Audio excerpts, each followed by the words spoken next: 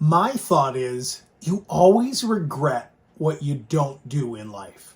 At least I do. I think the biggest regret is missing something. It's not taking a chance. It's not doing something. I don't think I'll regret what I did, even though, yeah, you make a lot of mistakes. I make a lot of mistakes. But let me tell you the story of my furnace, and it wasn't a mistake. It ends well. First of all, it's winter in Michigan. I'm setting the stage here. It's winter in Michigan, so it's cold. Turn my furnace on. It says it's heating up. It's not getting warmer. It's cold outside, and I'm wondering, what is the deal? And I realize inside that furnace, first of all, inside the furnace, there's not many parts. It looks like it's a big, expensive contraption, but there's not many parts in there. So there's a blower motor, there's the gas burners, the gas burners. There's a fan, there's a computer module, a lot of wires, and just a couple small parts. There's not many parts. So I open it up and look, okay, what isn't working? Is it the igniter? And I've got one over here. Let me just grab it.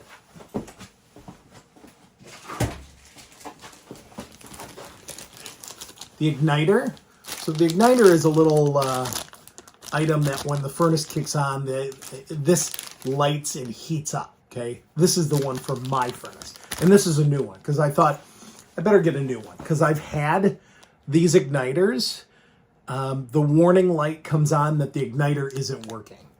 And there's a trick, an old school HVAC trick that you got to clean these off, but you don't want to scrape them. They're very sensitive. So I actually used Google or YouTube and figured out how to do this the best way. And I'm not going to open this up because I've got it running right now. I've got heat, and I'm not going to compromise that. But you actually take, if this igniter isn't working and it's got carbon buildup on it, you actually take it apart. You shut off the furnace, shut off the electricity, shut everything off, pull it out. It's really easy. One screw on the top.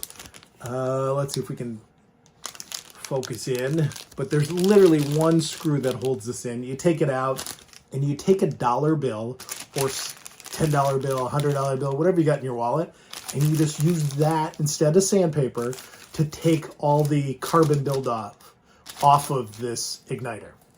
And it works. I did that before when I had a problem. So this time around, I wasn't sure what part was bad, so I ordered this part. So I've got an extra one. What I'll do is I'll secure it in here. I'll duct tape it to the wall or something. But my furnace went dead. So I took it apart, looked at it. It wasn't the igniter. That was fine.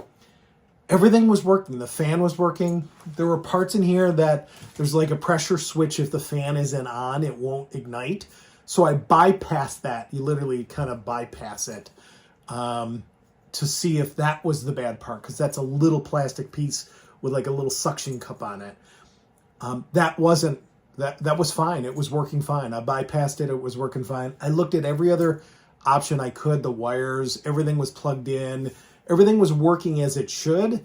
You know, the blower motor comes on once you turn the furnace on. It kind of blows the excess gas out of the house so you don't have an explosion.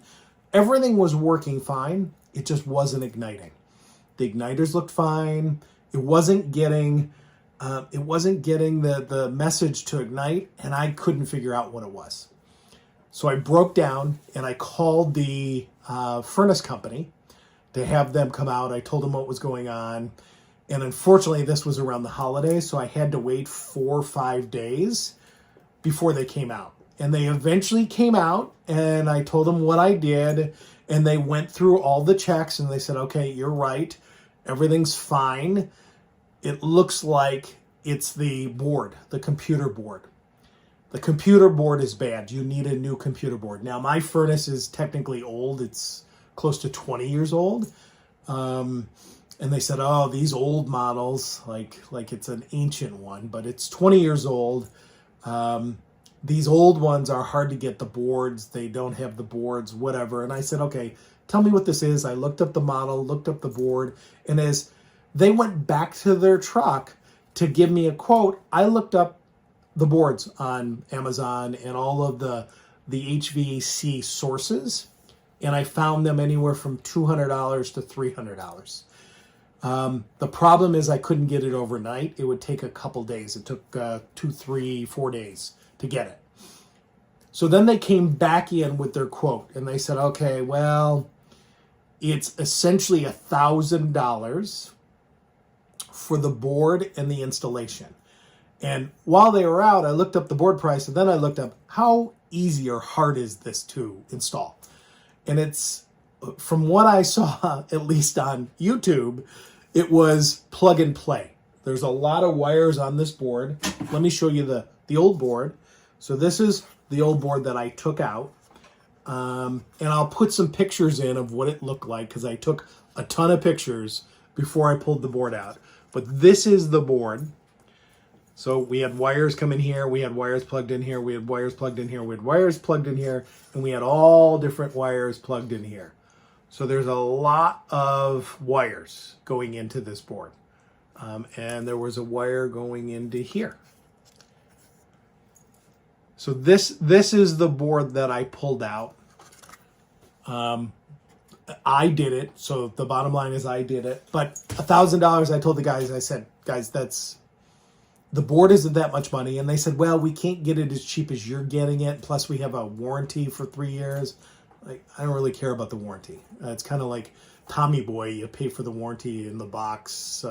I'll see if I can insert that here without a copyright strike. But, warranty, whatever. I don't really care. Like, I just need this board in because I need heat. It's getting cold here in Michigan. And they said, well, that's really the best we can do. But if you do buy your own board, we can install it for, I think, $500. And I'm like, it seems plug and play. I said, here's what I'll do, guys. I'm going to look into ordering the board, and then I'll call you guys. So I had to pay my $100 service fee for them to diagnose what the issue was, which was great. Okay, it was fine. It's what I expected. But I was hoping to have this whole thing fixed. They didn't have the board in stock. They'd have to order it. It would take them 3 or 4 days or longer to get the board. They weren't sure how long it would take. And they were willing to leave space heaters, electric heaters with me. And I've got a couple, so I didn't need those. And I said, okay, I'll call you guys if I need you. Let me figure this out. So I ordered the board online. I watched the tracking, and unfortunately and I ordered it through Amazon. And unfortunately, it wasn't going to come overnight. It was going to take 4 days, like 3 or 4 days. So we had to suffer through no heat for several days, which was a little bit painful. We got up in the morning, turned the space heaters on. Like, it was a little bit painful, I'll be honest with you. It was no fun getting up in the morning and freezing cold. But you got to do what you got to do. So I'm waiting and waiting and waiting and waiting. And the board was supposed to come actually tomorrow, which would be Monday. And I saw it on the tracking that it was going to come on Saturday night before 10 o'clock. Unfortunately, it was coming UPS or USPS, post office. And I'm like, oh no, not the post office. Because when Amazon tracks, you know exactly where the driver is and where they leave it. With the post office, you just don't know. You don't know if they're going to... I've had my drivers say they delivered it and then they didn't. And then I track them down. I've hunted them down and they said, well, it's a Friday night or a Saturday night. I want to get home, but I had to deliver my packages. I marked them as I delivered. I don't know how they get away with that, but I tracked it. And as soon as I saw it was delivered, we ran out to the mailbox and brought in the box. My wife had to run out and get the mail. I was busy. And she brings in this box. And I'm like, there's no way that's a board. There's no way. There's no way. And we're not ones with checking our mail frequently. And in the end, it ends up being a Christmas ornament. This is not the board. So I kind of freak out. I'm ticked off. I'm mad. I'm angry. Like, can we double check the mailbox? Are you sure there's nothing in there? Because I don't need an ornament. It's after Christmas at this point. And I'm frustrated trying to figure out what's going on. And then my wife says, did you check the garage? Maybe the post office left it by the garage door. And I'm like, okay, I'm desperate. I'm going to check it. Sure as heck, It's by the garage door. And I pulled out the new control board. Here's the new control board. Pulled out the instructions. Are those the instructions? Those are not the instructions. Pulled out the instructions. And obviously read these inside and out. Not really. I glanced at them, threw them aside. Because I'm figuring all I got to do is make sure that these plugs, the plugs that, everything that's in here goes into the new board. Well, the new board layout, and I'll show you a picture of that. New board layout is a little bit different. The new board's a little bit bigger. Here's the layout. It's very similar. I'll put a picture of that if I can. It's similar, but it's not the same. This one was a lot bigger than this one, so I had to figure out how to mount it and figure out what the layout was. But the bottom line is, I figured it out. I saved myself that $1,000. I bought the board for just over $200, so I saved $800. Yeah, I was freaked out over the Christmas ornament that arrived instead of my board, but I was able to do it. And I'm nothing special, guys. I didn't even really read the instructions. I glanced through them, but I didn't. I looked up YouTube, and YouTube kind of said, this is kind of plug and play. There was somebody on YouTube that went through it. Now, I did not record myself doing it because it was a stressful time, and I wanted to make sure that every wire, it was kind of like a bomb situation where you got to make sure you cut the right wire. And that's exactly what I was doing to ensure that we had heat, and it's getting colder and colder here in Michigan. But if I'm able to put in a computer board, a board, you can do this too. Like there's not much to it. You just gotta make sure you turn off all the electricity, turn off the electricity, take a million pictures of what you're doing, ensure that you have the right, you've ordered the right board and you've got that board, even though the new board looks different than the old board. But the bottom line is, if I can do this, you can do this too. And now I have heat. It's warm. It's nice. I can control it. Knock on wood that it holds up. If not, I know where to get a new board and how to install it.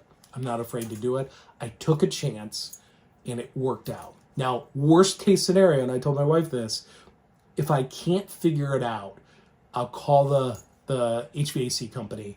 I'll have them come in the next couple days and have them hook up the board that I ordered. But I didn't want to do that. Like, it's kind of, I don't know if it's a pride thing. I think it's just, I want to accomplish this on my own. Kind of like when I built the cabin. If you haven't seen my cabin video, watch that. You know, I want to do this on my own. I want to be able to accomplish this. It's a sense of accomplishment that, you know, and this isn't me.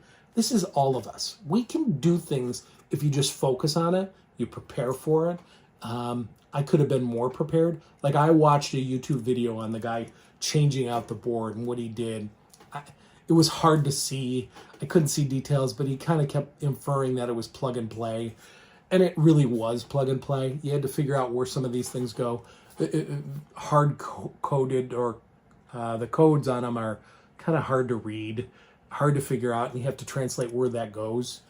But if you take your time, you got a lot of photos as reference, you just focus on what needs to be done, you can do it. Now, here's a funny part. So in this box, and I didn't even tell my wife this, look at all these extra parts I have. It's not really, I didn't use everything. I've got all these extra parts. I guess I didn't need them. I didn't. I don't think so. I actually tried to see if they worked in, but those were, if you needed something else, those were extra things, which is good. But I always laugh that when you build something, you always have extra parts, and I had extra parts. So thank you for watching. If you have any issues with your HVAC, do some homework, search the web. YouTube's a great resource. Thank you everybody for watching. And if you haven't, please subscribe and ring the notification, the bell, whatever the heck you do. Push those buttons. I want to put more of these out. And when I calm down at some point, the next build or fix that I do, I'll videotape the whole thing and show you guys what I did, and you can correct me on what I did wrong. So thanks for watching. And if you've done one of these before, let me know what you did and what your outcome was. If I can help you, let me know. I don't know what I'm doing. Thanks. Bye.